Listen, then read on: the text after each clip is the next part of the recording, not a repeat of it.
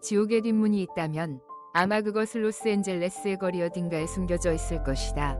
이곳은 어둠이 단순히 해가 지고 나서 내리는 것이 아니라 모든 것을 삼켜버리는 도시다.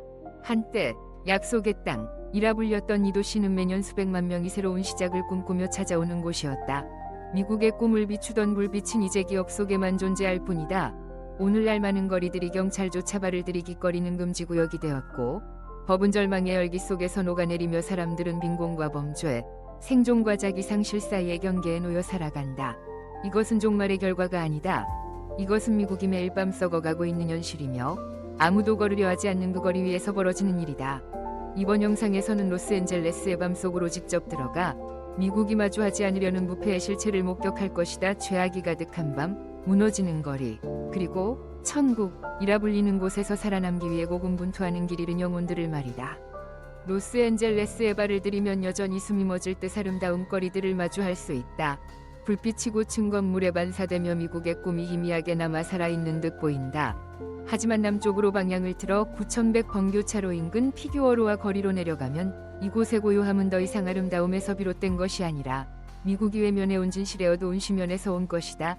신호등 아래 나도로 한복판에는 떼담한 옷차림이 젊은 여성들이 무언가를 기다리는 모습이 자주 눈에 띈다. 손님일 수도 결코 오지 않을 기적일 수도 있다. 그녀들은 관심을 끌기 위해 거기에 서 있는 것이 아니라 생존을 위해 서 있는 것이다.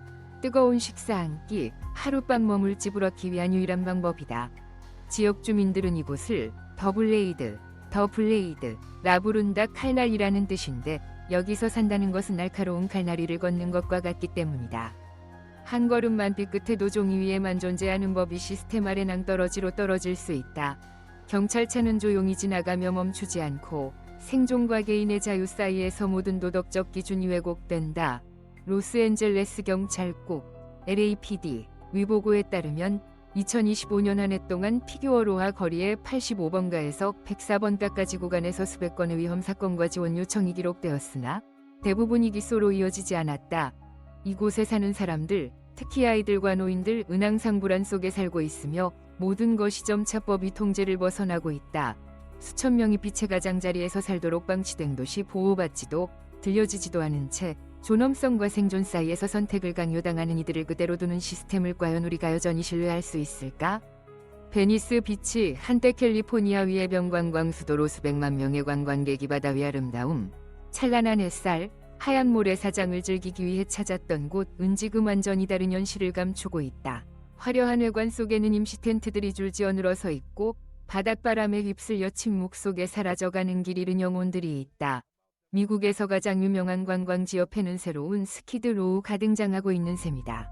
2025년에 베니스 비치는 노숙자와 폭력이 점점 심각해지고 있으며 한 벤 앰퍼샌드 체리 아이스크림 가게 주인은 대낮에 노숙자에게 공격을 당한 적이 있다고 말했다. 그 몇 주 후 가게 앞에서 심각한 싸움이 벌어졌고 그는 결국 영업을 영구 중단하기로 결정했다. 이곳은 더 이상 내가 알던 베니스가 아닙니다. 그가 슬픔 속에 말했다. 해변을 따라 텐트 촌잎 빽빽이 들어서 있고 경찰은 이를 거에 통제하지 못한다.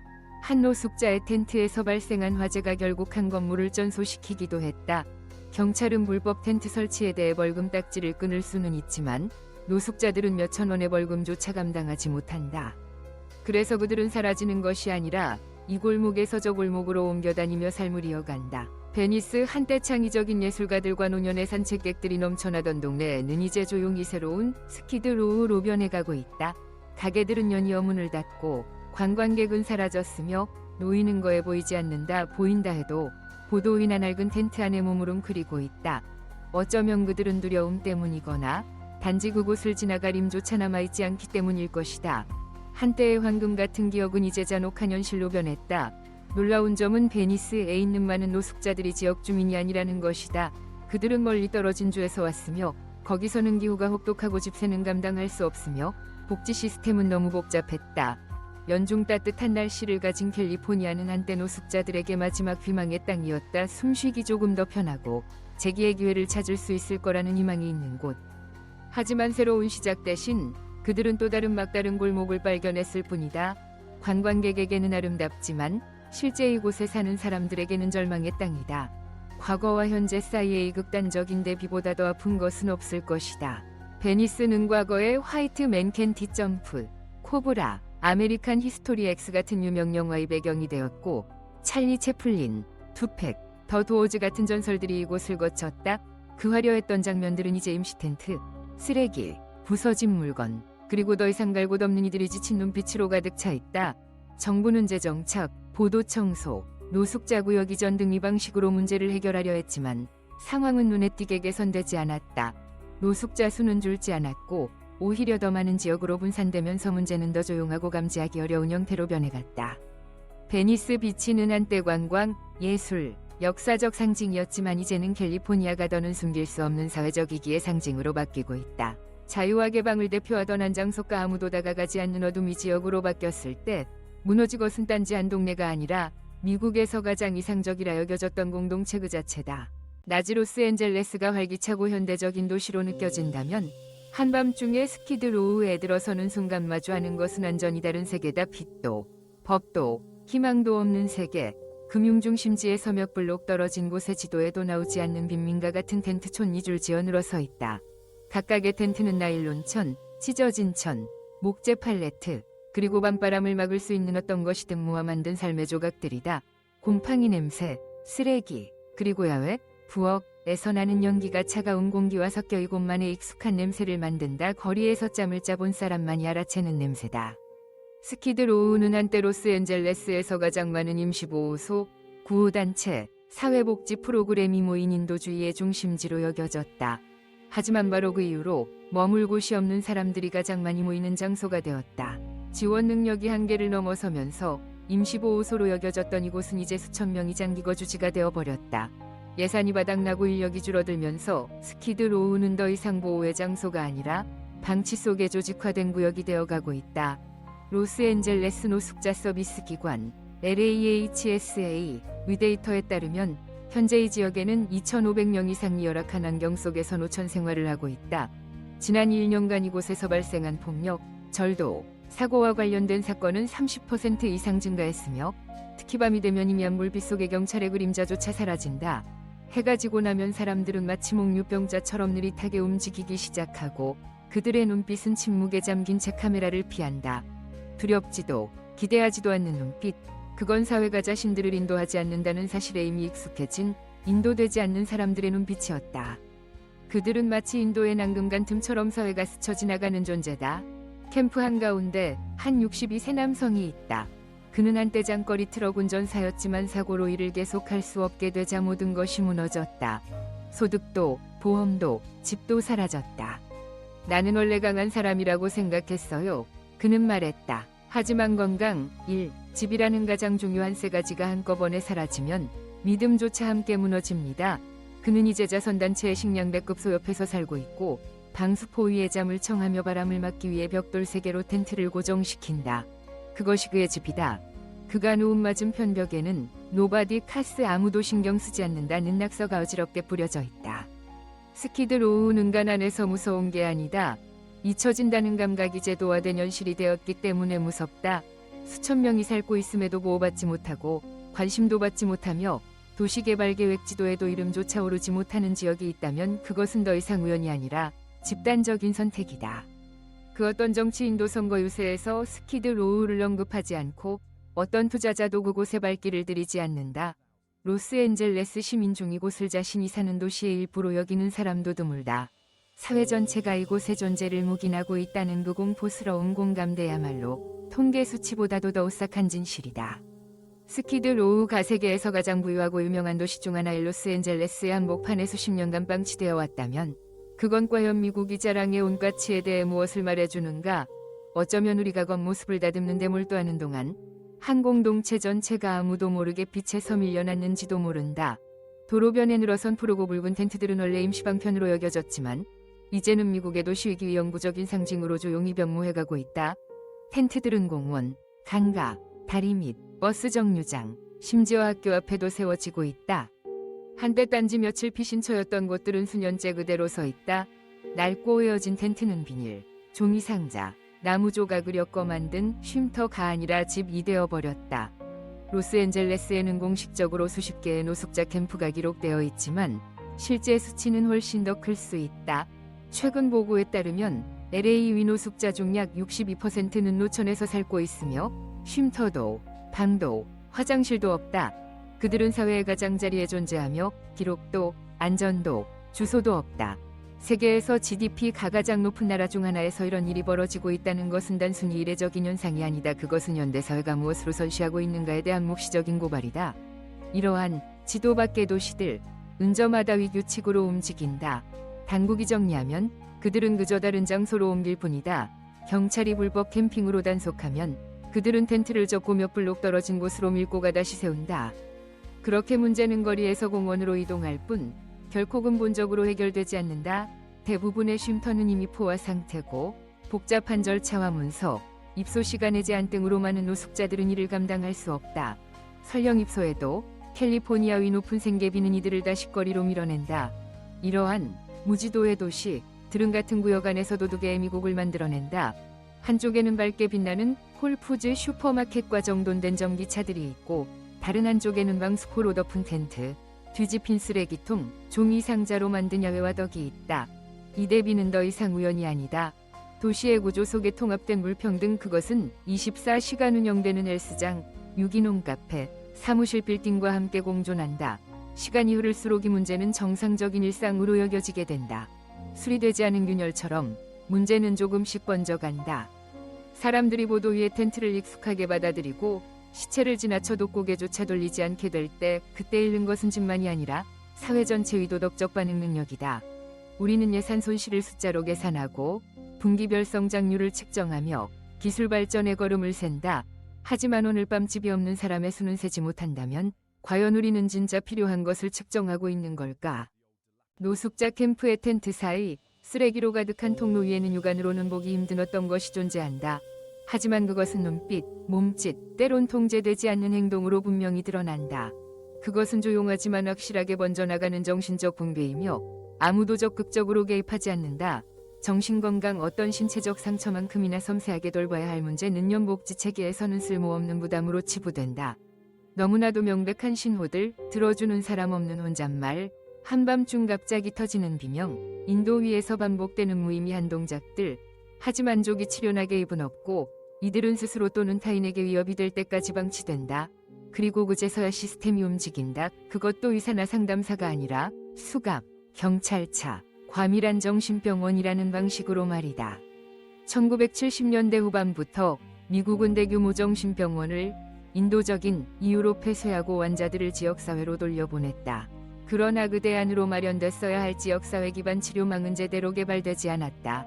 카운티 정신건강 클리닉은 예산 부족에 시달리고 약물 치료 및 상담 프로그램은 점점 축소되며 사회복지사능과 중한 업무에 시달리고 퇴원한 환자들은 계속 치료받을 곳을 찾기 어렵다.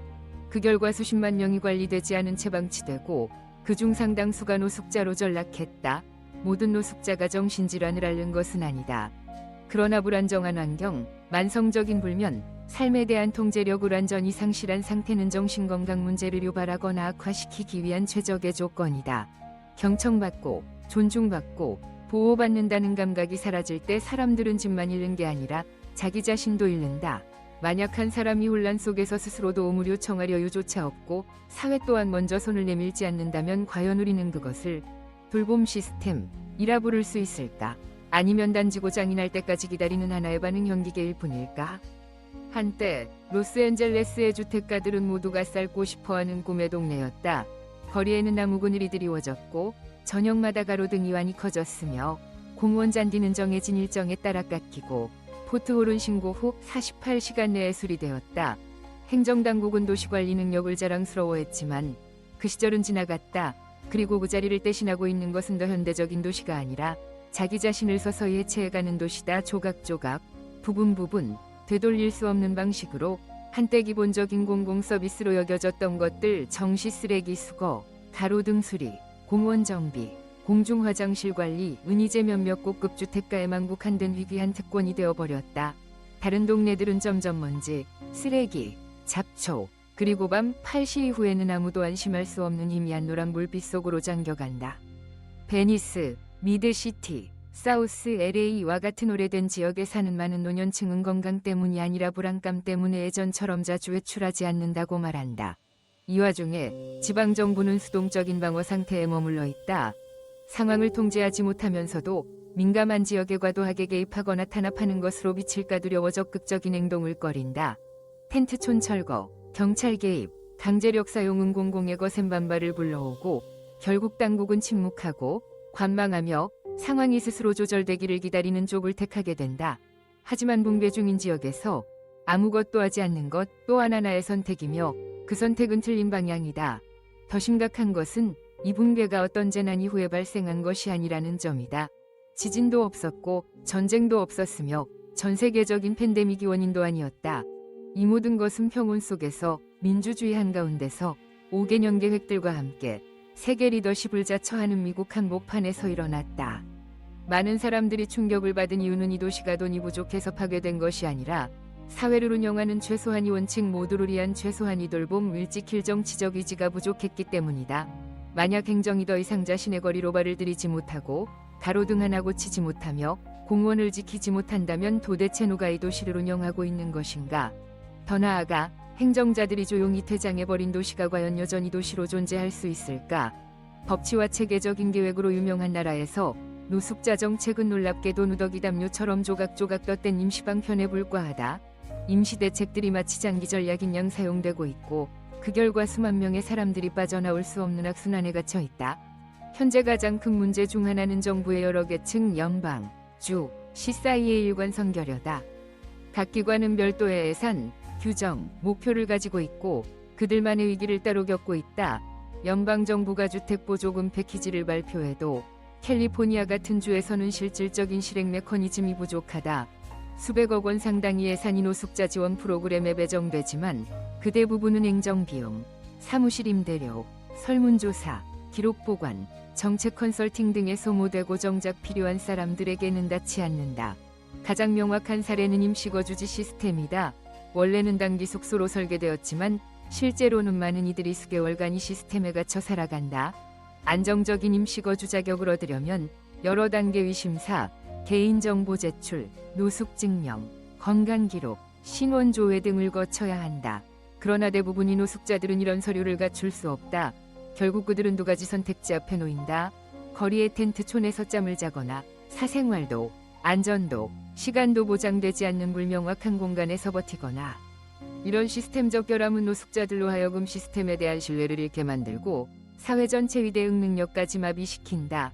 납세자들은 세금이 낭비되고 있다고 느끼며 인내심을 잃고 정치인들은 문제가 너무 복잡하다며 회피하며 자선단체들은 과중한 업무로 인해 활동 범위를 축소한다. 아무도 서로를 신뢰하지 않을 때 모든 것은 침묵 속에 가라앉는다. 그 사이에도 수천 명은 여전히 매일 밤 보도 위에서 잠들고 있다. 가장 약자를 돕기 위해 설계된 정책들이 오히려 그들을 시스템 밖으로 밀어내고 있다면 이제는 예산이 얼마나 되는가? 가 아니라 우리는 진짜 어떤 우선순위를 갖고 있는가를 물어야 할 때다.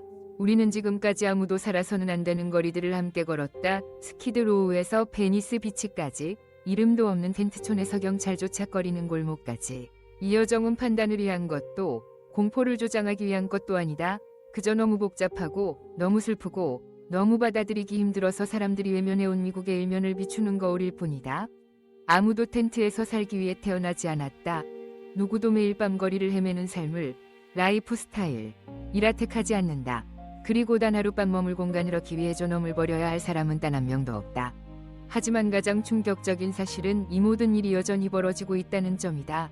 세계에서 가장 부유하고 가장 유명하며 가장 자유로운 도시 중 한복판에서 말이다. 지금까지의 이야기에서 당신이 무엇이든 느꼈다면 댓글로 당신의 생각을 남겨주세요. 좋아요와 공유, 구독도 잊지 마세요. 우리는 모두가 듣고 싶어 하지는 않지만 반드시 알아야 할 이야기를 계속 전하고 싶습니다. 한 번의 공유는 한 명의 이해자, 한 명의 공감자, 그리고 노숙 속 침묵을 뚫는 한 줄기 희망이 될 수 있습니다. 이 영상은 특정 기관이나 개인, 정치 집단을 비난하려는 목적이 아닙니다. 모든 정보는 공개된 데이터, 공식 보고서, 다양한 시각에서의 현장 관찰을 기반으로 합니다. 이 이야기는 오락이 아닌 교육을 위한 것이며 사회적 현실을 비추고 건설적인 대화를 촉진하기 위한 목적입니다. 우리는 불법 행위를 조장하지 않으며 고통을 정상화하지 않고 인간이 비극을 소비 대상으로 다루지 않습니다.